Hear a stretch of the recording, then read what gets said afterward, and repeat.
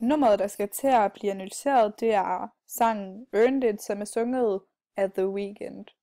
Til at starte med, så vil jeg komme ind på de forskellige formled, som så jeg vil bruge til at danne en formtype.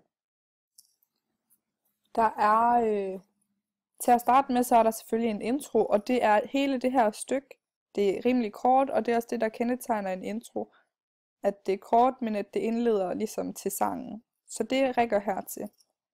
Derefter så kommer det første vers, som starter her og slutter her.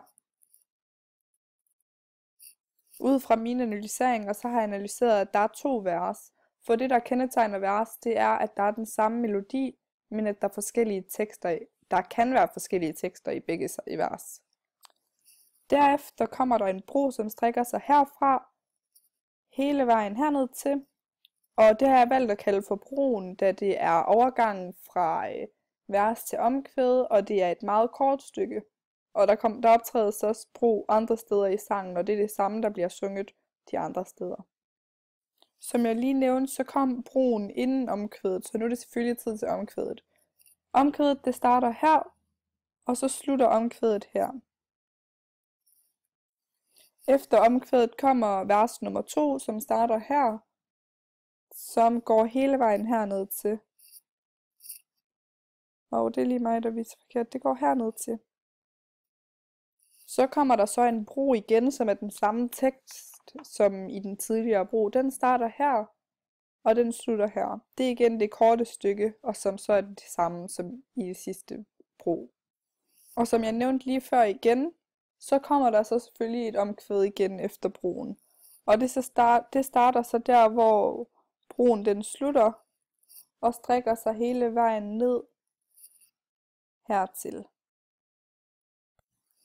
Efter omkvædet, så kommer der så et kontraststykke, som starter her, og slutter hernede.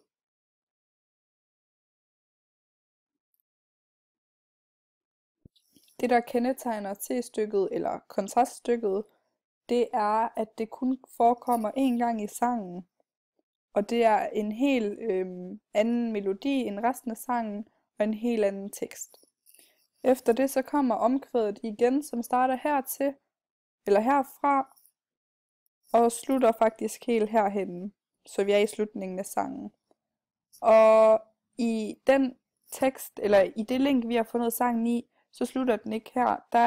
Der fortsætter den så, og så har jeg valgt, at det her det er omkvædet, og herfra og videre det er så outroen, som man kan høre i sangen, som er linket.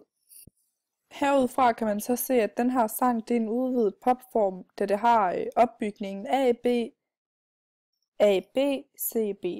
Og jeg har valgt, at vers og bro, det skal bare gå for en betegnelse, som er A. Så derfor kan man se, at det er en udvidet popform, da der er et kontraststykke, og så er der så vers og omkvæd. Hvis man skal se på spillemåder, så til at starte med i introen, så er der ekko på hans stemme, og der er faktisk også noget rumklang. Der er også ekko på hans stemme i omkvæd 2 og 3, men der er også korsvar i sangen, som optræder i omkvæd 3, men også i outroen.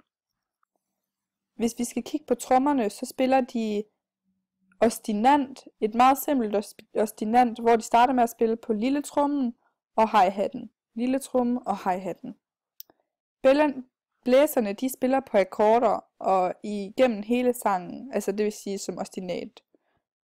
Blæserne, de spiller faktisk også et riff i C-stykket, eller kontraststykket. Der kommer også et klaver ind en gang imellem i C-stykket og omkvædene, og i et af versene. Der spiller de på akkorder. Klaveret laver også call response i omkvæd 2, hvor det er, at sangeren synger, og klaveret svarer, hvis man lytter meget godt efter.